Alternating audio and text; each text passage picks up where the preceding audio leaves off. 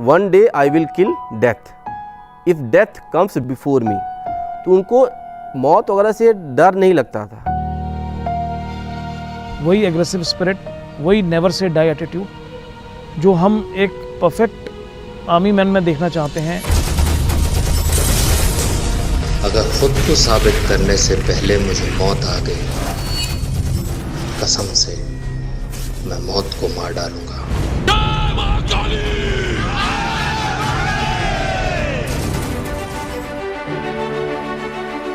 We are going to talk about the biography of late Captain Manoj Kumar Pandey, Paramveer Chakra. So पवन, पहले तो आप ये बताओ कि आपको ख्याल कैसे आया कि इस एक बुक लिखी जाए कैप्टन मनोज की लाइफ के बारे में?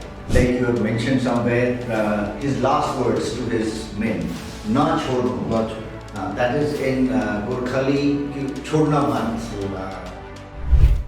Welcome viewers, I am Group Captain Rajesh Pandey.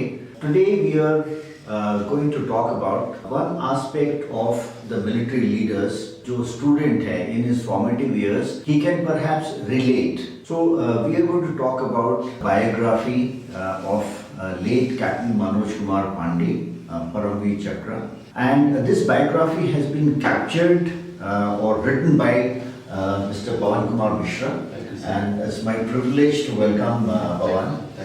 Thank you very much for sparing your time here. So जैसे मैं अगर इस बुक के बारे में बताऊं, now this is the hero of Batalik.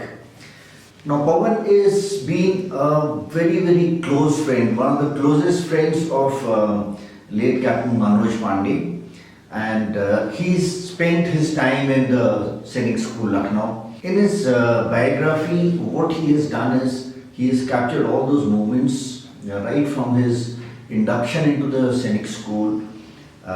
Thereafter, how as a student he has progressed, जिस तरह के उन्होंने as a student अपना टाइम बिताया है और किस डिफरेंट तरीक़ों से उन्होंने हर कंपटीशन को, हर एक्टिविटी को फेस किया है.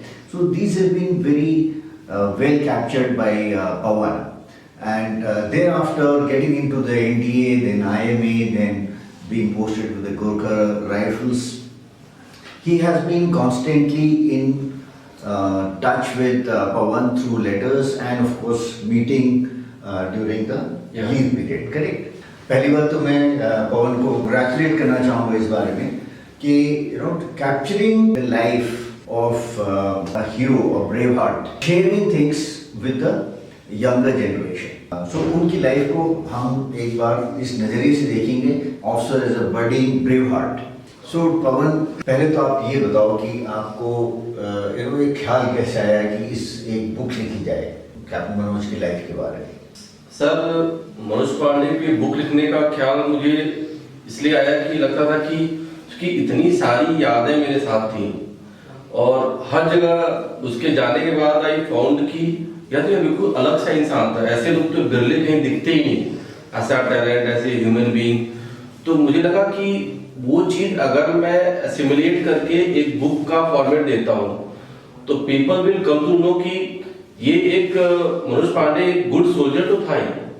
Beyond being a good soldier, वो as a human, as a talent, as a student, as a friend, as a son, हर एक पैरामीटर्स पे उसने बहुत ही सेटिस्फाइंग फैक्टर में लोगों को इम्प्रेस किया. और इनफैक्ट जब मैं उनके कुछ नोन लोगों से मिला, किसी मदर से मिला, ब्रदर से मिला और भी फ्रेंड्स लोगों से मिला, तो वो सब लोग ये कहते थे कि नहीं, Manoj was closest to them. हर किसी को अपना बना लेना, सबको अपने क्लोजेस्ट बना लेना, ये आर्ट जो उसके अंदर थी पता नहीं कहाँ से थी. हम लोग एक दो लोग ऐसा कह पाते हैं, बना पाते हैं, but with whomever he has interacted for a sufficient time, तो अगर उसने 4-5 बार मिल चुका है तो वो पता नहीं क्या उसके अंदर होता था कि सबको अपने वेरी क्लोज होने का एहसास करा लेता था. So that was a great quality. Yes, and like you have mentioned somewhere, his last words to his men, ना छोड़ो. That is in Gorkhali कि छोड़ना मत इनको. So I think that sums up and that must have given a lot of josh, motivation, and of course feeling of avenging the death of his leader. Can we start the journey of how he joined the Sainik School? Now has been named after him. Yeah. Right. Yeah. So that's a great honor for him. So can you just recall कि school में journey कैसी शुरू हुई? Manoj Pandey joined Sainik School not direct through the Sainik School entrance examination, but through AWASI examination. This UP government used to conduct at that time all India level examination for the students of UP only, and they will provide, the UP government used to provide the free fooding, lodging and everything for the students, those top 50 students among them. और उसमें मनोज पांडे को 2-3 school offer हुए थे, one school इन Bombay, Morarji Desai institute, एक दो और थे, लेकिन मनोज पांडे टुक दिस सैनिक स्कूल की यहाँ पे वो घर के पास बनेंगे, लखनऊ के हैं और थोड़ा सा पेरेंट्स को भी केयर हो जाएगा, और इसी चीज को होल्ड करते हुए उन्होंने सैनिक स्कूल लखनऊ को ज्वाइन किया। नाउ कमिंग टू द सैनिक स्कूल, मेरा जो इंटरेक्शन फर्स्ट टाइम हुआ मनोज पांडे से वो end of the 7th class हुआ। द 7th क्लास हमारी खत्म होने वाली थी, और बाय दैट टाइम थोड़ा सा हमको ये रहता था कि यार ये कोई बंदा है हमारे, हम लोग भी इन द सेम हॉस्टल, तो पंथ हाउस उसमें हम लोग का नया हॉस्टल क्रिएट हुआ था इन द ईयर 1987। तो वो हर जगह पे वेरी एनर्जेटिक था, हर एक से इंटरेक्शन होना। दूसरी चीज होती थी कि 7th क्लास में वो खुद बताता कि हर रोज कहीं ना कहीं किसी न किसी से लड़ाई होती थी उसकी, मतलब कुछ गुत्था नहीं, छेड़ना, भागना, पकड़ना, ऐसे होते हैं 7th जो टीनेज बच्चे, हम लोग 13-14 साल की उम्र में थे, तो उसमें उसका हर जगह में फील होता है। कुछ बच्चे होते शाही होते थोड़ा अलग हटके रहते हैं, उसका नहीं कि हर एक से थोड़ा पुश करके इंटरेक्ट करके रखना, इन्वॉल्वमेंट हर जगह एक्टिविटी में होना, वो चीज मुझे याद आता है कि मुझे जो फर्स्ट ग्लांस मनोज पांडे का याद आता है कि वो व्हाइट शर्ट में है, जो हम लोग वहाँ पीटी ड्रेस होता था, और दो बच्चे ना आपस में, वो मनोज पांडे और एक और, दोनों लड़े भिड़े पड़े हैं ग्राउंड पे, ऐसे गिरे हुए हैं और ऐसे हो रहा है। तो दैट वाज द वे कि इसे इंस्टिंक्ट था उसके अंदर। और फॉर मी कि सैनिक स्कूल में जब आया तो उसका एक पार्ट मेरे लिए आया, he himself came to me, वो कहा कि यार तुम थोड़ा अलग थलग से रहते हो, क्यों ऐसे रहते हो, और मुझे लगता है कि तुम अच्छे स्टूडेंट हो और अच्छा करोगे, और तुम्हारा कोई अच्छा फ्रेंड है कि नहीं है। तो पता नहीं क्या मेरे थॉट पे आया कि नहीं, अभी तक तो मेरा कोई अच्छा फ्रेंड यहाँ सैनिक स्कूल में नहीं बना, 1 साल हम लोग कंप्लीट हो रहे थे। तो तुरंत ही उसने बोला मनोज पांडे कि let's be good friends from now onwards. मैं कहा गुड, ग्रेट। तो वी शेक हैंड, उसके बाद हम लोग की journey as a friend initiated by him only started like that. नींव वहाँ से शुरू हुई। यस, उसने आपको देखा कि शायद उतना इन्वॉल्व नहीं है, थोड़ा सा अकेले से रहते हैं, maybe you may have been a little shy, or not the case with him. Yeah. From the perspective of different qualities, leadership qualities that we see, or that the children have, the students have right from beginning only. Yeah. Okay, certain qualities are there which are inherent in a person, and there are certain qualities which get developed as you progress in the school, doing various activities, right? So at random मैं कुछ चीजें मैंने लिखी थी, मैं note की थी, something like having 2 raw eggs just before a major event. No, this is something that you have read.